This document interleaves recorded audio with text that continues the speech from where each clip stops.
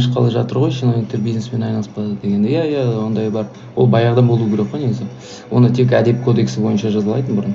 Енді қазір декларация бар, тапсыру керек жалпыға міндетті. Сол үшін міндетті түрде енді бизнеспен айналысуда қолға алынады. Ұрланған ақша бізге инвестиция болып келіп жатыр дейді.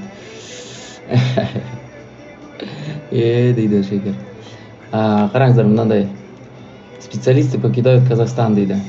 Китай больше не хочет покупать казахстанскую пшеницу. Так, почему квалифицированные кадры уезжают из Казахстана?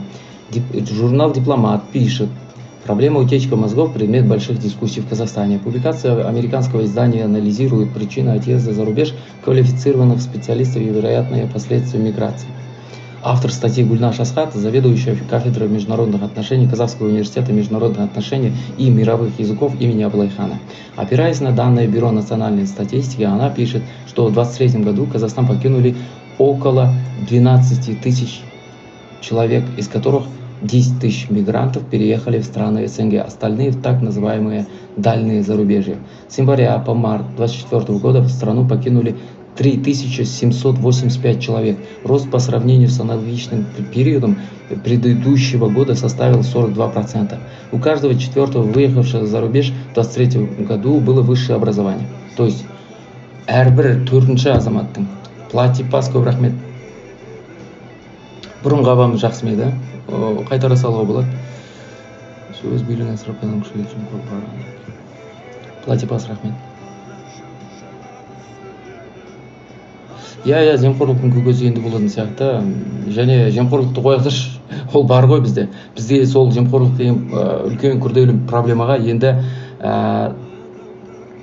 мықты кадрлардың жетіспеушілігі деген проблема күшейіп отыр да.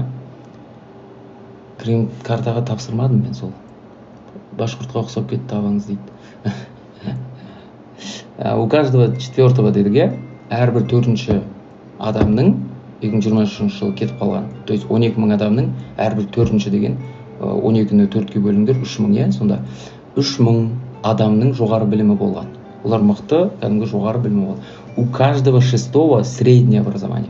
Техническое образование имели 2809 человек. То есть 3 мың адам техникалық білімі болған. Ойлаңдаршы.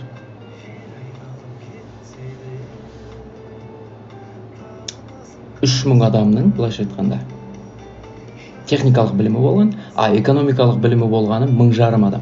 Педагогикалық білімі бар 75, енді жетіп жатыр ғой біздің елде педагогикалық білім.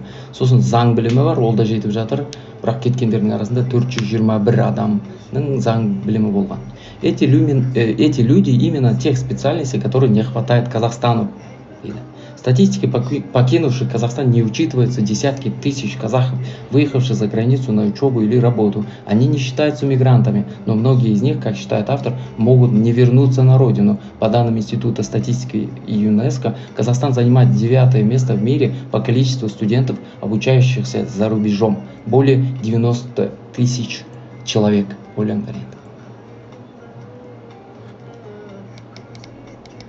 Жоқ, оқуға кеткендер бар, бірақ олардың елге қайтуы күмәнді дейді. Еркеші сәлем. Оқуға кеткендер.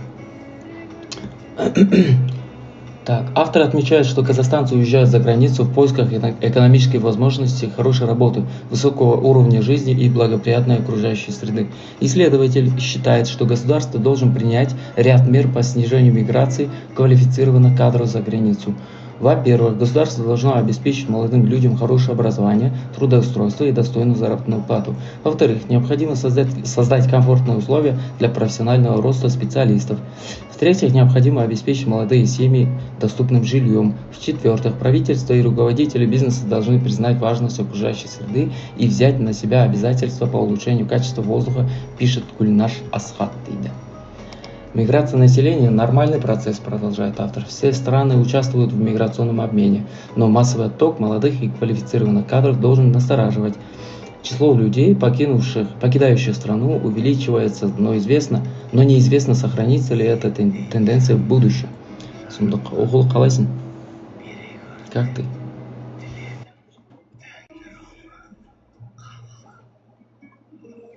Осы жаңағы даритель деген қанша тұрады оқулық? Қанша монет? 1 монет тұрады. 1 монет. Рахмет.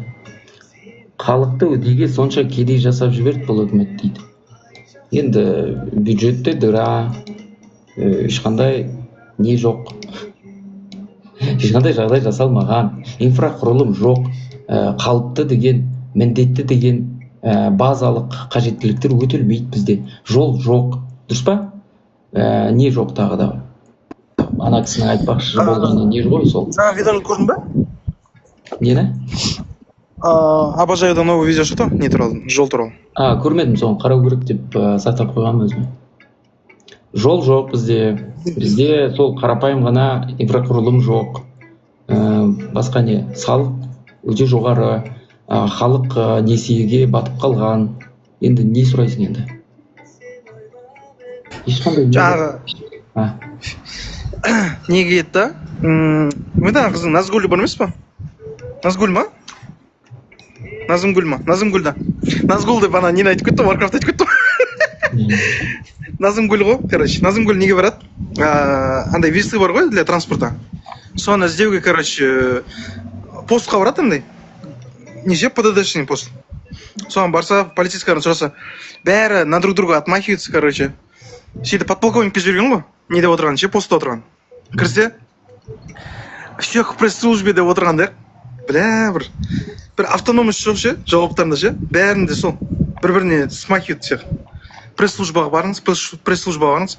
Ана Назымгүл келіп сұрайды да, типа, весы қайда? Неге арналған жаңағы, үлкен грузовой перевозкаға арналған. Он этот сидит такой, короче, екі не отыр да, мент отыр да, біреу полковник. Сол айтады, всех к пресс-службе деп айтқысы келмей тұр ғой. Бля, неден қорқады деймін да? Ол біз журналистердің бичі сол ғой. Журналистер бір ақпарат алайын деп, біреуден сұхбат алайын деп барса, жоқ, бізге жазбаша түрде жіберіңіз, пресс-службаға барыңыз деп. Өздері тіпті сөйлесе алмайды біздің шенеуніктерші. Сөйлесе алмайды. Проблема сода да. Сол үшін сұхбат ала алмайсың, сол үшін ақпарат қолжетімсіз. Не жасасын ақпарат қолжетімсіз болса?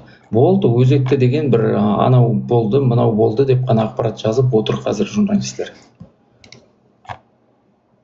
Просто сондай да. Жаңа неге карьерға да барды олар? Жаңағы Назымгүл карьерға барды. Деписокда бывает же. Сол жерге барып, короче, сұрайын деген ғой. Сіздердің КамАЗдарыңыз, короче, нені құртып жатыр, жолды құртып жатыр деп сұрақсы келген. Сөйтсе, жұмысшылар, короче, ана нені главный, короче, прикрывать етіп, бұл жерде ешкім жоқ деп, короче. Біз сөз ештеңе айтпаймыз деп, короче, шығарып жіберді. Қазір мынадай болып жатыр жағдай. Астанадағы ауданаралық сот, мәдениет және ақпарат министрлігіне қарсы 9 журналистің ұжымдық талап арызын қарап бастады қазір. Әділ сөз қорының қолдауына ие болған журналистер жаңа аккредитацияның үлгілік ережелерін, сөз бостандығын және Конституция мен Қазақстан Республикасының бұқаралық ақпарат құралдары туралы заңында бекітілген ақпарат тарату құқығын шектеу деп санап, оларға қарсы шағым түсірген. Қазір сол видео бар, видео болғанда стрим бар, сол стрим ашық түрде соты өтіп жатыр. Соны көрем десеңдер, мен өзімнің журналист күнделігі деген телеграмда сілтемені салып қойдым. Соны көрсеңіздер болады.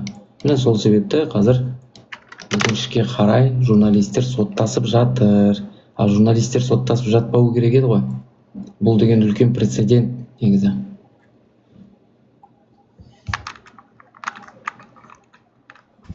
Әйтеуір бізде бәрі құқығын, конституциялық құқығын, бақтың құқығын шектеу жүріп жатыр да. Сол себепті қазір сол білмеймін енді не қаншалықты бұл не болады, нәтиже береді. Ограничили свободу слова, журналисты против министерства, судебный процесс по отмене типовых правил аккредитации журналистов. То есть журналистерге аккредитация бермейді, олар Қазақстан аумағында журналистік деятельностьпен айналыса алмайды деген сөз. Проблема сол болып отыр қазір. Енді осыны көтеру үшін бұлар сотқа беруге мәжбүр болған да. Журналистердің как бы соттасып жүретін адвокаты, ақшасы, мүмкіндігі бар ма жалпы? Ол журналистер деген қалай? Ол өз қалтасынан шығарады ғой ақшаның бәрін. Егер жеңіліп қалса, мысалға, жеңіліп қалса, онда болды, сот шығынын өздері көтереді. Осы да проблема.